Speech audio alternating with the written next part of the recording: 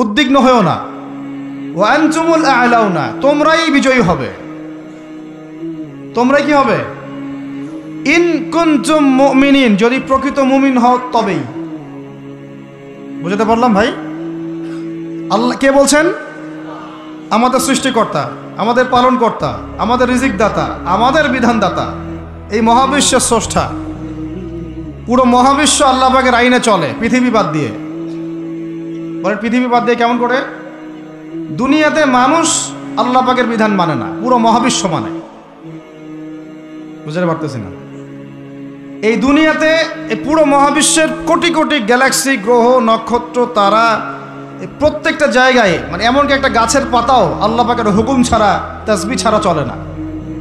শুধু মানুষ হতভাগা একটা প্রাণী, যে আল্লাহর জমিনে থেকে, আল্লাহর খেয়ে, আল্লাহর পরে, আল্লাহর বাতাস থেকে শ্বাস নিয়ে, আল্লাহর দেওয়া পানি পান করে, আল্লাহ পাকের দেওয়া অর্থ, সম্পদ, রিজিক, স্ত্রী, সন্তান সব ভোগ করে আল্লাহরই জমিনে আল্লাহ বিরোধী আইন চালু করে দিয়েছে। এই মানুষই একটা হতভাগা প্রাণী। আর মন খারাপ করেন না, আমার কথা রাগ করেন না, এগুলো বাস্তব। আর আমার দিকে তেড়ে এসে কোনো লাভ নাই, কারণ এটা হচ্ছে অকাট্য সত্য কথা, যে আমরা আল্লাহ পাকের জমিনে আল্লাহর খেলাফতের দায়িত্ব পালন করছি না। আমরা আল্লাহ পাকের জমিনে আল্লাহর নিয়ামতগুলো ভোগ করে আল্লাহ বিরোধী অপশক্তির স্বার্থ রক্ষা করছে। না হলে বাংলাদেশের মতো জায়গায় কেউ ট্রান্সজেন্ডার চালু করতে পারে? একটা 90% মুসলিমের দেশে কেউ সুদভিত্তিক ব্যাংকিং সিস্টেম চালু করতে পারে? মদের বার চালু করতে পারে? জেনার লাইসেন্স দিতে পারে? পতিতালয় লাইসেন্স প্রাপ্ত হয়? কখনো ওই যে যাত্রা, পালাগান, ঢাকঢোল, ডুগি তবলা বাজতেছে, কেউ প্রতিবাদও করতে পারে না। করতে গেলে তাকে বলা হয় সে মৌলবাদী, সে সন্ত্রাসী, সে জঙ্গি, উগ্রবাদী। তো আমরা যদি আল্লাহ পাকের জমিনে আল্লাহর খেয়ে, আল্লাহর পরে, আল্লাহ পাকের সব নিয়ামত ভোগ করে এই যদি হয় আমাদের অবস্থা, তাহলে আমাকে আপনি বলেন যে আল্লাহ পাকের কি বয়ে গেছে যে আমাদের হাতে আল্লাহ পাক এই দুনিয়াতে বিজয় দিবেন? আর কোনো জাতি নাই? পুরো মহাবিশ্বে সবাই আল্লাহর হুকুম মেনে চলে। সূরা বনী ইসরাঈল পড়েন, এমন কোন সৃষ্টি নাই আল্লাহ পাকের যে আল্লাহর তাসবিহ পাঠ করে না। শুধু মানুষই হতভাগা একটা সৃষ্টি। আমরা, আল্লাহ মাফ করেন আমাদেরকে, নামাজও পড়ে না। কি করে না? পাঁচবার দিনে বলা হচ্ছে হাইয়া আলাস সালাহ, হাইয়া আলাল ফালাহ, সাফল্যের জন্য আসো, সালাতের জন্য আসো, কল্যাণের জন্য আসো। কানে ঢুকে না, যায় না নামাজ পড়তে। কোরআন, ওই যে বললাম, বাসায়, সবার বাসায় কোরআন আছে। এমন কোন ব্যক্তি আছেন আপনারা যে আপনাদের বাসায় কোরআন নাই? প্রত্যেকের বাসায় আছে। এমনকি আপনার ফোনের মধ্যে অ্যাপসে আছে, খুলে দেখার সময় নাই। সময় কোথায়? মানে এত ব্যস্ত, সকাল থেকে রাত পর্যন্ত এতই ব্যস্ত মানুষ হতভাগা যে কোরআন খুলে দেখার সময় নাই। আবার বলে, এসব কথা বললে আবার বলবে যে আমরা কি ইসলাম কম বুঝি? আপনারাই ইসলাম বোঝেন, আমরা বুঝি না। আপনারাই মুসলমান, আমরা মুসলমান না, এইগুলা বলবে। উমর রাদিয়াল্লাহু আনহু ঠিকই বলেছিলেন আজকে থেকে এই 1400 বছর আগে, যে ইসলাম ধ্বংস হবে যখন দেখবা 3টা বিষয় সমাজে চলছে। 1, দল্লাতুল আলেম, আলেমরা যখন পথভ্রষ্ট হয়ে যাবে তখন সমাজে ইসলাম ধ্বংস হয়ে যাবে। 2, ওয়াল আইম্মাতুল মুদিল্লিন, যখন আসবে এমন কিছু শাসক যারা পথভ্রষ্ট, মুদিল্লিন, তখন সমাজ ইসলাম ধ্বংস হবে। আর ওয়াল মুনাফিকিন ফি জিদারি কিতাবিল্লাহ, যে মুনাফিকরা যখন আল্লাহর কিতাব নিয়ে বাকবিতনটা করবে, মুনাফিকরাই বাকবিতনটা করবে যে আমরাই বেশি বুঝি ইসলাম, তোমরা বোঝো না। আর বাংলাদেশে এই টকশোয়ের সংস্কৃতি চালু না হলে আমরা এটা বুঝতে পারতাম না যে আসলে এই হাদিসটা সত্য।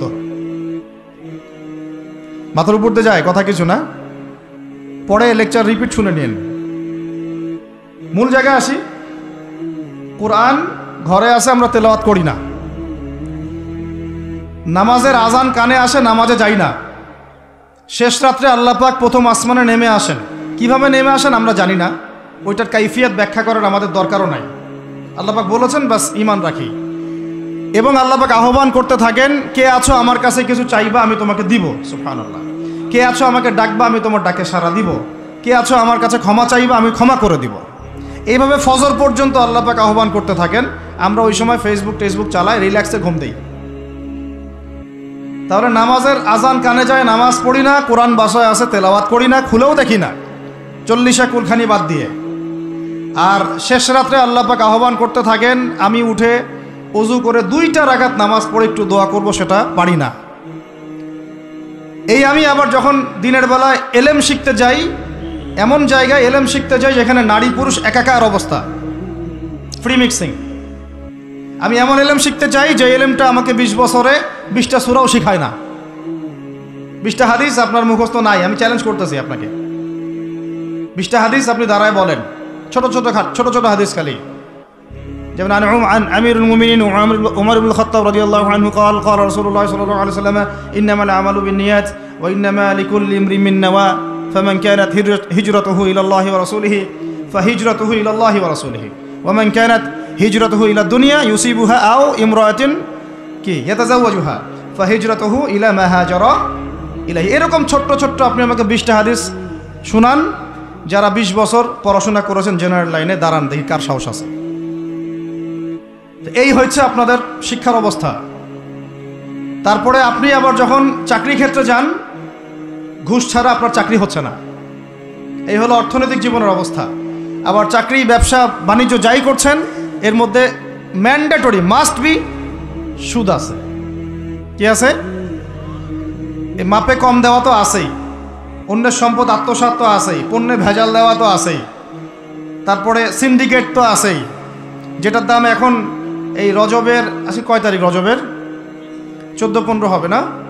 তো এই রজবের 14-15-তে যে পণ্যের দাম 200 টাকা, 1.5 মাস পরেই সেই পণ্যের দাম হবে 400 টাকা। এই হলো অর্থনৈতিক জীবনের অবস্থা। আর সুদের সাথে সম্পৃক্ত না হলেও তো আমাদের ঘুম হচ্ছে না। বাংলাদেশের 64,000 গ্রাম বাংলা বলি না আমরা, 64,000 গ্রাম বাংলায় একাধিক সুদী এনজিও আছে, সবাই সুদী কারবার করতেছে। আমাদের মা বোনরা ওখানে সমিতিতে নাম লিখাচ্ছে, আমরাও নাম লিখাইছি অনেকে। কিস্তি শোধ করতে হচ্ছে, জমি বন্ধক রাখো, বাছুর বন্ধক রাখো, গরু বন্ধক রাখো। শেষমেশ ধনীরা ধনী হচ্ছে, গরিবরা গরিব হচ্ছে। কারণ আল্লাহ পাক এই কিতাবের মধ্যেই বলেছেন, সূরা বাকারার শেষের দিকে আছে যে ইয়া আইয়ুহাল্লাযীনা আমানু, হে মুমিনগণ, ইত্তাকুল্লাহ, আল্লাহকে ভয় করো, ওয়া যারু মা বাকিয়া মিনার রিবা, সুদ ছেড়ে দাও, ইন কুনতুম মুমিনিন, যদি মুমিন হয়ে থাকো, ওয়া ইল্লাম তাফআলু, সুদ যদি না ছাড়ো, ফাআযানু বিহারবিন মিনাল্লাহি ওয়া রাসূলিহি, আল্লাহ এবং তার রাসূলের সাথে যুদ্ধের ঘোষণা শুনে রাখ। আয়াত বুঝলেন? আয়াতটা কি বুঝলেন? আল্লাহ পাক বলছেন যারা সুদ খায় বা সুদ না ছাড়ে, এরা আল্লাহ এবং তার রাসূল মুহাম্মদ সাল্লাল্লাহু আলাইহি ওয়াসাল্লামের বিরুদ্ধে অস্ত্র নিয়ে দাঁড়ায় আছে। তো আপনার আমার কল্যাণ হবে না ভাই? দুনিয়ায় পরকালে কল্যাণ হবে না? আমরা হাউজে কাউসারের পানি তো পাবো ইনশাআল্লাহ, আমরা কবরের উত্তর তো দিতে পারবো ইনশাআল্লাহ। আমাদের জন্য নবী সাল্লাল্লাহু আলাইহি ওয়াসাল্লাম সুপারিশ তো করবেন ইনশাআল্লাহ, সুপারিশ তো নবীজি করবেন, এটা ঠিক আছে, এটা তো ঠিক আছে। কিন্তু কোরআনে যে আল্লাহ পাক বললেন সুদ যদি তোমরা না ছাড়ো, তাহলে জেনে রেখো তোমরা আল্লাহ এবং তার রাসূলের বিরুদ্ধে যুদ্ধ করতেছো। তো এখন এইটা আমরা কিভাবে আল্লাহ পাককে বুঝ দিব? দুনিয়াতে না বুঝ দিলাম, দুনিয়াতে হয়তো কারো ক্ষমতা আছে, জবানটা বন্ধ করে দিল, এই কথা বলতে পারবেন না, চুপ একদম, সম্ভব কিনা? দুনিয়াতে হয়তো সুদের মহাজন যারা একত্রিত হয়ে দেখা গেল যে একে তো সরাইতে হবে রাস্তা থেকে, এ তো মারাত্মক কথা বলতেছে, সরাই না হয় দিল, হতেও তো পারে, ইতিহাসে হয় নাই এমন। তারপরে কারো হয়তো দুনিয়াবি স্বার্থ আছে, বুঝাচ্ছে আমার বউ আছে, বাচ্চা আছে, চাকরি বাকরি কেমনে ছাড়ি ইত্যাদি। তো সব না হয় বুঝলাম, আল্লাহ পাকের সামনে আপনি এখন কি বুঝটা দিবেন? রাসূলের সামনে দাঁড়ায় কি বুঝটা দিবেন? দিতে হবে কি না জবাবটা? আজ হোক আর কাল হোক দিতে হবে কি না? পরকালে যেতে হবে তো নাকি? তো তাই যদি হয়, এটা যদি আমাদের ফাইনাল ডেস্টিনেশন হয়, চূড়ান্ত গন্তব্য হয়, তাহলে কোন ব্যক্তি বুদ্ধিমান, যে দুনিয়াতে সংশোধিত হয় সে, নাকি পরকালে যে ব্যক্তি অপেক্ষায় বসে থাকে সে? এখন এই সংশোধনের দিকে যদি আমরা দাওয়াত দিই, আমরা কি মৌলবাদী হয়ে যাব? সমাজের শত্রু হয়ে যাব? দেশ ও জাতির শত্রু হয়ে যাব?